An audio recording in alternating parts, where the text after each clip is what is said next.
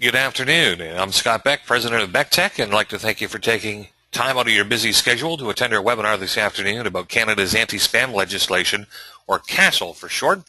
Lately, it's been getting a lot of media attention, tons of hype, even some misinformation floating around about this new law. And we've been receiving tons of calls and emails here at Beck Tech about it. So I decided to put together this webinar to help provide some clarification on the issue and hopefully remove some of the apprehension and uncertainty that you might be feeling regarding the new law. So on this afternoon's agenda, we want to identify what Canada's anti-spam legislation is. Over the next 20 or 30, 40 minutes, we're going to provide an overview of the key parts of the legislation, requirements, and the penalties that you need to know about. We're going to assist in identifying if you're in compliance, and if not, we're going to provide some next steps to help you get moving in the right direction. Now, if you've got some questions as we move along, please feel free to ask them in the chat window. It's located towards the bottom of the GoToWebinar window.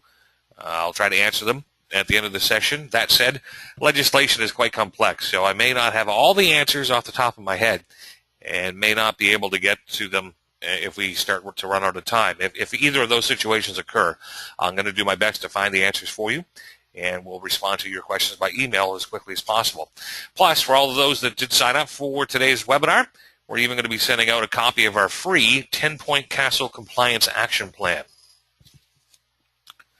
So before we dive in, I'm not a lawyer, and I've never played one on TV.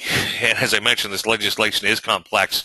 And in this short session this afternoon, it's not meant to be a comprehensive review or a substitute for legal advice. It's impossible to give that level of clarity and information in such a short window of opportunity here in the next 30, 40 minutes.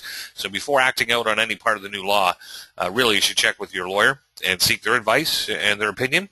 If you don't have a lawyer on speed dial, our go-to person for such matters is Bob Bask over at Forbes Roth Bask, and his contact information is at the bottom of the slide. Contact him, and I'm sure that he'd be able to give you a hand. So who is Scott Beck anyways?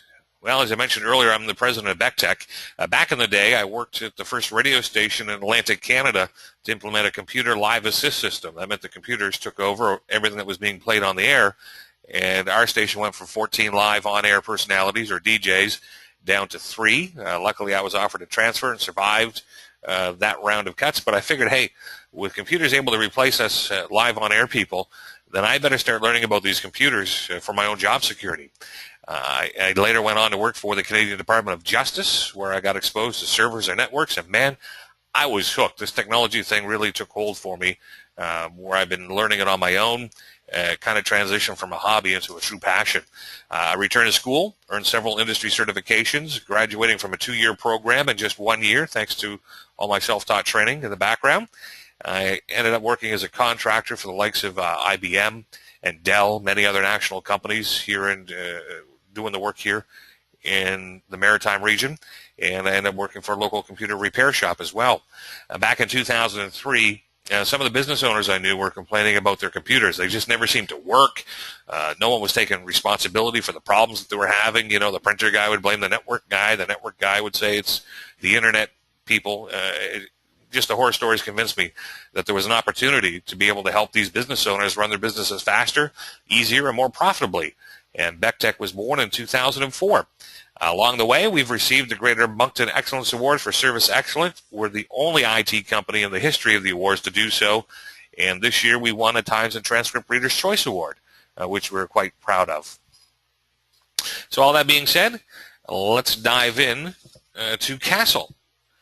Well, CASL stands for Canada's Anti-Spam Legislation, and it's one of the most aggressive anti-spam laws in the world, bar none. It sets out some very strict guidelines on what is acceptable when it comes to commercial electronic messages, and we're going to define what those are in a little bit. So when you translate this legislation to the real world, basically it means the government's trying to stop Canadians from getting hammered with unwanted spam messages. Will it work? Well, that's debatable, and personally, I think we're still going to see a bunch of junk still arriving into your mailbox. Viruses that generate email, offshore high-volume spammers, they're not really going to pay attention to the new rules and regulations. So what kind of effect it's going to have on the bottom line of reducing spam volumes, really, it's yet to be seen. and we likely won't know for years to come, if truth be told, and I'm going to explain why shortly.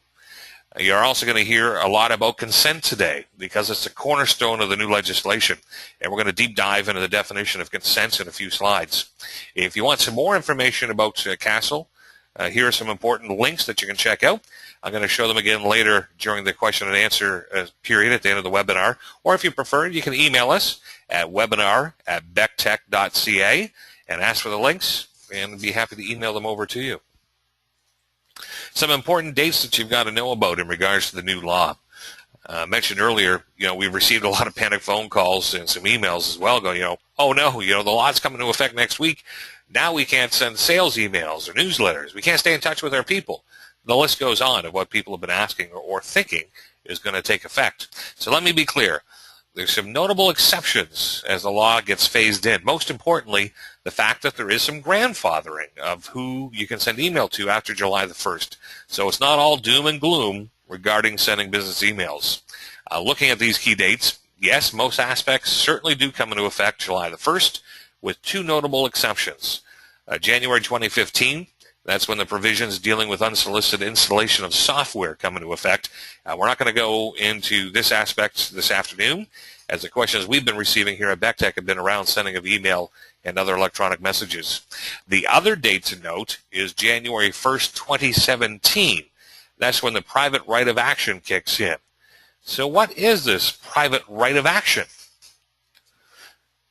Well, it's garnered some attention in the media and online regarding this part of the law, and a lot of confusion surrounding it as well.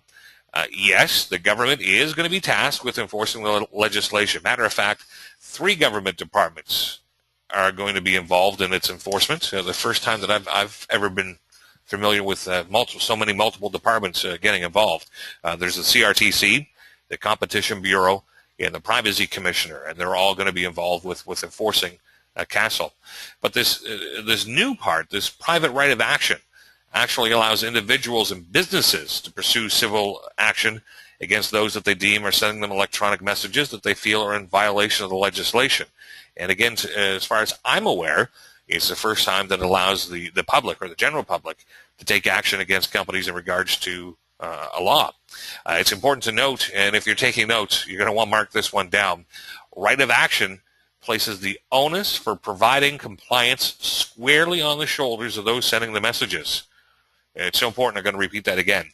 The right of action places the onus for providing compliance or proving compliance squarely on the shoulders of those sending the messages. So in this case, you're really not innocent until proven guilty. You're likely more guilty until proven innocent. As I mentioned a moment ago, this part of the law has been deferred until July 1st, 2017, according to the CRTC. This is being set aside under Section 66. To quote, Section 66 deems implied consent for a period of 36 months unless a recipient withdraws consent earlier where there's an existing business relationship or non-business relationship, and the relationship includes the communication of CEMs, and that's commercial electronic messages. Essentially, it means as long as you've been emailing someone prior to July the 1st, you have a 3-year grace period to get their implied or their express consent before that grace period ends, unless they unsubscribe or otherwise opt out. Now, while this grace period is great for businesses sending out messages, it's not necessarily going to help reduce the number of emails hitting people's inboxes.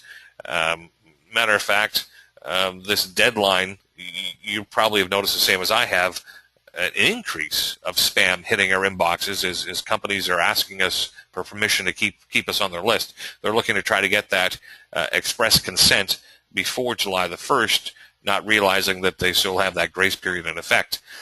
So why would the government defer this part of the law? Well, a couple of obvious things jump out at me. It's going to provide some breathing room for businesses to get compliant, and it's going to make sure that the courts don't get hammered by a sudden glut of litigation right off the bat of people going, ooh, that's spam, and I received it, and possibly trying to take civil action. So we've looked at what the law is, and we've laid out the grace period for the private right of action. Let's define what a commercial electronic message actually is. As the name might imply, it would be a message that is commercial in nature, Some examples of that are listed on the slide. Any messages that offers to purchase or sell, barter or lease a product or service, offers to provide a business, investment, or gaming opportunity, or promotes a person as being someone that does these things, those would kind of fall under the commercial messaging guidelines. Now, that said, just because your email has a company logo or a hyperlink or contact information in the email signature, for example, doesn't necessarily make that email commercial in nature. On the flip side, let's say your email doesn't talk about anything commercial in it, but you've got a tagline that promotes a product or a service, or it has a hyperlink to a website designed to sell goods or services. Well, these messages would likely now be considered commercial under the legislation because you've got that content in there, and it takes your email and makes it commercial. Now, realizing that there's a lot of gray areas here, the intent of the message could be open to interpretation. So the key point that you really should be asking yourself is the message's purpose or any included content of the message designed to encourage the recipient to participate in a commercial activity? If the answer is yes, then it's pretty safe to think that it's going to be considered a commercial electronic message and thus subject to CASL. So now we know what a commercial message is. What are these electronic addresses that the legislation speaks of? Well, for the most part, it's pretty easy to identify most electronic messages. I think we can agree that emails and instant messaging or text message accounts, those would be electronic addresses. But it's a little more difficult to figure out what this fourth one that they've got listed, and that's other similar account. Now, determining if the destination you're about to send a message to is or not considered a similar account is going to depend on the specific circumstances about the account in question. Confused yet? It can get kind of complex and complicated in here. Let's take a look at social media, for example. I'm sure most of us are familiar with social media and have bumped into it a time or two. Is it covered by the law? Well, according to the CRTC website, that's going to be determined on, quote, a case-by-case basis. Depends on how the specific social media platform functions and is used. They use the examples of Facebook and LinkedIn for examples. If you're posting to what would be considered a public area, like on somebody's wall or their timeline, that would likely not be deemed an electronic address because it's open to the public. Posting to them privately using the built-in messaging system on the site would qualify as an electronic address and thus be subject to CASL because the destination is considered private. If you're online, posting to somebody's website, their blog, or their microblog would typically not be considered an electronic address because, again, these reside in the public realm. So there's a basic rule of thumb here. If you're communicating to a private destination, not typically accessible to the public, then it's pretty safe to bet to consider that electronic address as being covered by the legislation. Another thing that you're going to want to know, if there's a whole list of exceptions when it comes to commercial electronic messages. For example, emailing those within your own organization or people that you have a personal or family relationship with would not be covered under CASL. So if you take a message that's a commercial nature being sent to an electronic address, that would equal to falling under the requirements of CASL. So what are these requirements? So you've created your email and you're getting set to send it out, and all you have to do is hit send, right? No, not really. There's 3 specific things that you must have before you hit send. You've got to have the person's consent. Now, we already know about Section 66, which deems implied consent for those that you've been emailing prior to July 1st. Now, we're going to be doing a deep dive into consent in a moment. You also have to have identification information. Now, you must clearly identify who the email is coming from, including your contact information. And contact information has to include a mailing address. P.O. box is okay. And you have to have one other way to contact you, like a phone number or an email address. If you're using a system with limited characters, such as a text message or maybe a Twitter post, it's okay to provide a link to a website that's going to contain that information. And you have to have an unsubscribe mechanism. You must give the recipient a very simple, quick, and easy way for them to unsubscribe from your mailings. For example, if you're sending an email out, you would want to provide a hyperlink clearly and prominently displayed somewhere in your email that could either automatically remove them from the mailing list if you have that technology available, or at least at minimum takes them to a website where they can easily unsubscribe. And it's important to note unsubscribes can't be reconfirmed. That means you can't have any of those "are you sure" emails. If somebody unsubscribes and you receive that request, you've got 10 days in order to process that request. For text messages, you can include instructions that would easily allow the recipient to unsubscribe. For example, maybe the instruction would be to say, respond to this text with the word "stop." And that could be a way for them to unsubscribe from your text messages. Now, regardless of the mechanism to unsubscribe, all unsubscribe requests, as I mentioned just a second ago, must be processed and addressed. Their address is removed within 10 days of that request being received by you. Okay, so that's very key to note, that there is a timeline that you have to process that request. So consent, the cornerstone of Castle. I mentioned earlier today that this is very important. So if there's one theme that you come away from with this webinar today, let it be consent, consent, consent. And there's two kinds of consent, as we got listed on the slide. There's the express consent. Sometimes it's called explicit consent. Pretty straightforward to understand. The person has to give, or has already given you, direct permission to contact them electronically. Then there's implied consent, where you can email someone because you have an existing relationship with them. Now, it's harder to show proof of implied consent, which is why it's better if you're able to get the express consent. Now, remember, when we talked about the private right of action, we talked about the fact that it's now up to you to show proof that you had the recipient's permission to send them the email. And that's just a lot easier to do with express consent. Now, there's some guidelines that cover getting express consent. So before you get excited thinking you already have a bunch of express consent people in your list already, you need to stop and evaluate how you got that consent. When you're asking for express consent, you must clearly describe the purpose for requesting the consent. No bait and switch tactics allowed in this one. So if you're doing a contest sign-up and you don't state that you're going to be retaining their information for additional mailing purposes, that's not express consent. If you're going to do that, you got to make sure there's a statement there saying that when they sign up for the contest that they could get other mailings. You must clearly provide the name of the person or the organization seeking the consent, and you have to provide your contact information. That includes your mailing address. You have to have your mailing address, and you have to have at least one other means of contact, like a telephone number or an email address or a website where the Contact Us page is. And you got to let them know that they can unsubscribe or opt out at any time. And a thing to note to here is that consent must be an affirmative action.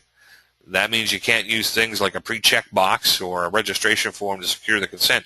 That would be an opt-out. When you go to a site and there's already a box marked off saying you'd like to get mailings or you'd like to sign up, you can't do that.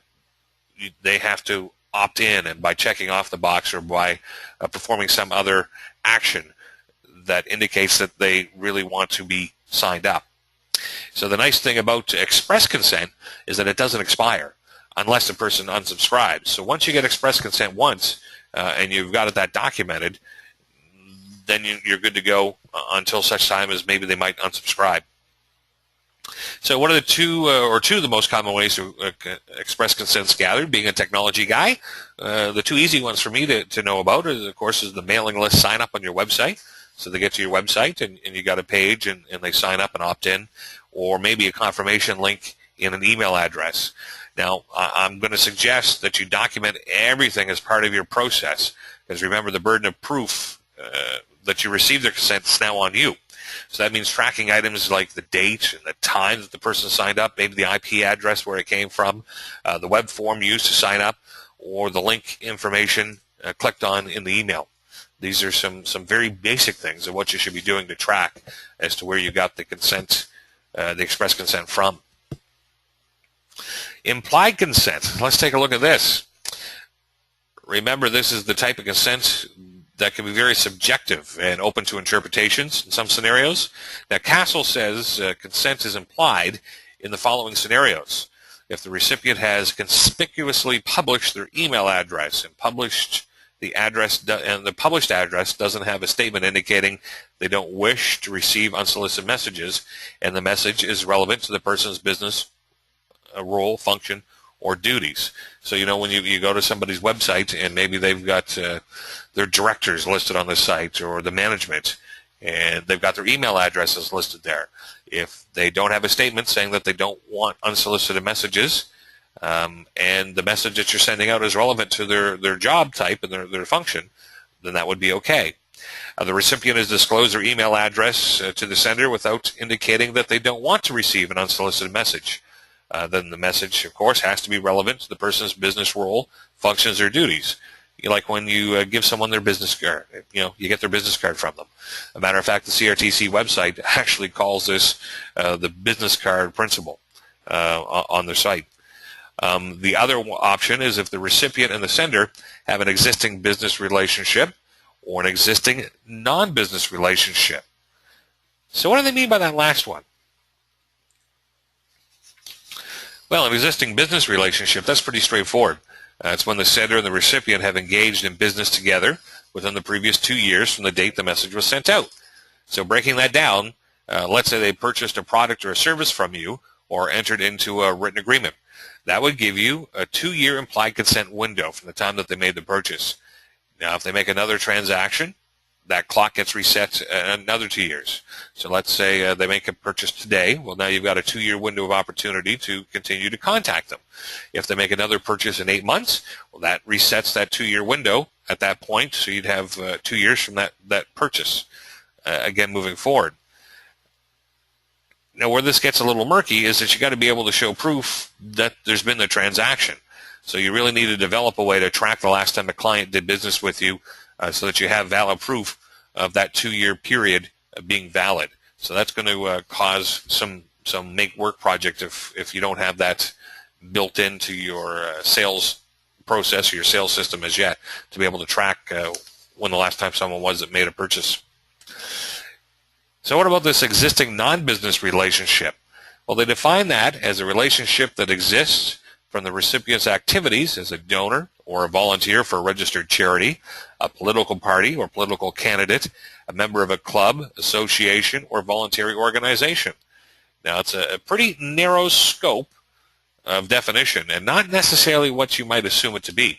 If you're an educational institution, a hospital, or a charity, maybe a service club or another non-business that provides services to the public, well, you can't automatically claim that you have an existing non-business relationship with the people you're contacting, unless the non-business relationship fits into that very tight definition, like a donor to a charity.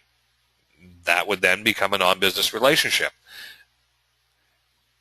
Now, if you don't have that non-business relationship, well, then you need to have the business relationship that we just talked about a minute ago, where you get that 2-year window of opportunity when someone makes a purchase or does business with you, or you've got to have their express consent.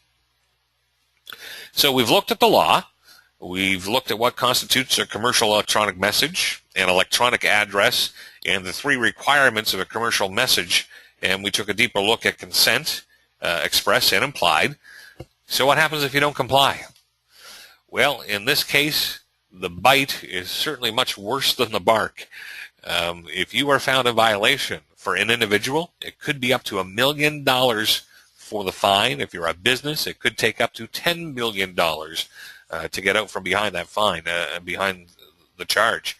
Very substantial amounts of money. I'm not sure how many people personally or companies could survive getting dinged with those kind of fines.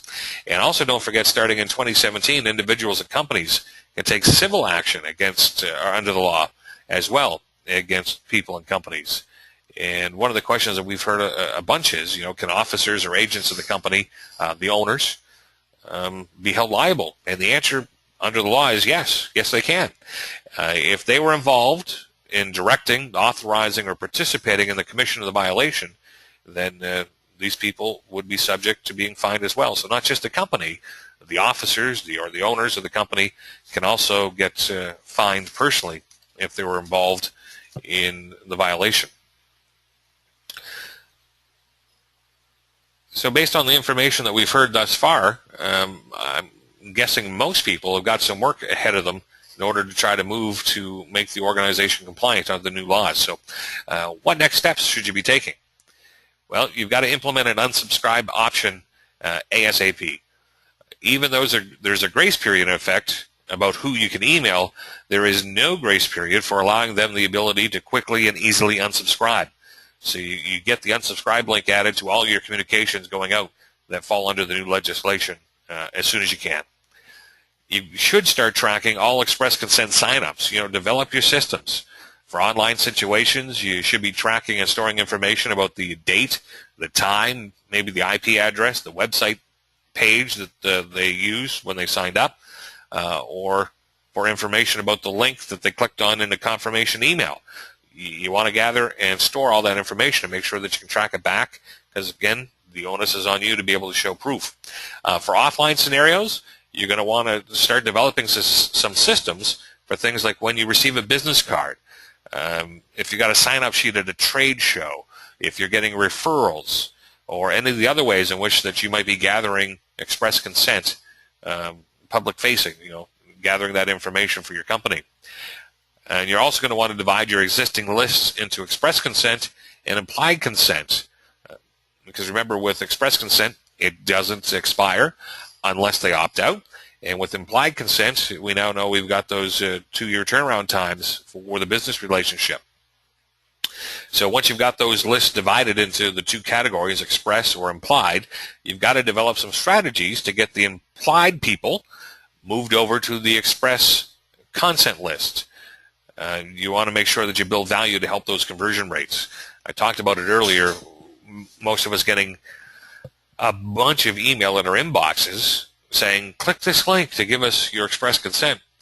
And I don't know about you, but I know for me, there's only been 1 or 2 that I've actually went, oh yeah, those people do provide value. I do want to hear what they have to say. Most of the rest simply get ignored. So there's a pretty low conversion rate if all you're doing is sending out a click this link. You're going to get some, and that's going to be good, but I would suggest you've really got to build some value in order to get people to click in and give you that express consent. So we've been getting some pretty standard questions, some themes as of late here at Beck Tech. So I wanted to bring those up and get those addressed right off the bat before we open up the floor for questions and answers. So people have asked, do I need consent to send a commercial electronic message following a referral? So you get a referral from someone. Can you just send out an email? Well, the good news is, yes, you can. There's an exception under the legislation in regards to the referral. Now, there is a couple of stipulations. The referral has to have an existing business relationship or non-business relationship with both the person they're referring and the referrer. So let's say, for example, I'm going to recommend somebody to you. Before you can send an email to the person I've referred, you've got to make sure that they've got a relationship at both ends of this entity. So whether it be a family relationship or personal relationship, they've got to know both sides of the equation, so the sender and the recipient. Plus, the full name of the individual who gave the referral has to be included in a statement with the electronic message when it's sent out. So when you send out the email, you can't just say, I got a referral and I'm contacting you. You've got to be able to say, hey, John Smith provided your name as a referral and we're reaching out. And make sure that you're still including the other pieces of the puzzle of the 3 requirements. Okay, so in this case with the referral, you've got the first one, you got the referral, and we just talked about what makes that. If the person knows both sides and you give their full name of who did the referring, but you still have to give your identification information. That includes your mailing address and at least one other way of contacting you, a telephone number or an email address. And you must give the person you're contacting an unsubscribe mechanism. So maybe they don't want to hear from you and they want to opt out. You got to make sure that you give them that option as well. So if someone gives me their business card, is that clear consent to add them to my distribution list? Well, we actually touched on this a little bit earlier in the presentation. You may have implied consent to send them electronic messages. But remember, because the onus is on the sender to prove they received consent, it's a pretty good idea to send them a confirmation email or otherwise document getting the express consent. specifically for business cards. Here at BECTEC, we're planning on having people fill something out on the back of their card. If you're at an event, maybe they're looking to get the notes. Maybe they're looking for the sign up to the newsletter, the BECTEC journal, whatever the case may be. If we get it handwritten on the back. Now, the one flaw with that system is you're going to have to keep track of all those business cards. So if for some reason it comes into question, you're going to be able to pull out the business card or otherwise have some documentation showing how you got that express consent. As I researched this presentation, I found it kind of interesting that according to the government, and I'm going to use the air quotation marks here, quote, compliance will be examined on a case-by-case basis in light of the specific circumstances of a given situation, end quote. Now, I take that to mean that they're going to be looking to see if the company has a bad track record. Do they have documented proof that they've tried to be compliant? Do they have proof showing that they were getting consent and how they were going about getting that consent? And they show a document trail regarding the consent. I think if we're able to show these things and show that we haven't been abusing, then likely the chances of getting fined or getting substantial fines is going to be mitigated to an extent. The real problem is until judges start making decisions on cases, we're really not going to have any ruling. So some of this is just speculation, but to protect yourselves, you got to start building that paper trail and trying to show that you're consent and that you're trying to be a good corporate citizen in the community and not just blasting out spam all over the place. And I conduct my business from home. Do I need to disclose my home address to fulfill the identification requirements? No, you don't. You can provide another valid mailing address as long as you can be contacted at that address. And mailing address not only includes a street address, but under the legislation it's defined as a P.O. box or a rural route address or a general delivery address. As long as that mail can get to you, that's considered a valid address, so you don't actually have to give out your home address. Well, that wraps up the prepared part or portion of the webinar for today. I do see we got a question in from Nancy, and Nancy's asking, will this law actually bring down the spam levels? How is it going to impact that level? And as I mentioned off the very beginning of the webinar, sadly or unfortunately, viruses that are designed to send out mass emails, offshore mass spammers, they're not going to take into account the law. So we're still going to be seeing some spam. To what levels? Again, really we won't know. Only time is going to be able to tell. I mean, for a lot of companies, they've got this 3-year grace period to be sending out emails. So I think it's probably going to be into year 4 or 5 before we see if this is actually going to have an impact. Nancy was mentioning the do not call list and how it's debatable as to whether that actually ended up helping out or not. Could this law fall in under that? Maybe. But the intent's there to try to help people not get spammed, and we'll have to see how it ends up playing out. All right, seeing no other questions, I just want to thank you again for taking the time this afternoon to have joined us to learn what you need to know now about the Canadian anti-spam legislation. Thanks a lot for joining.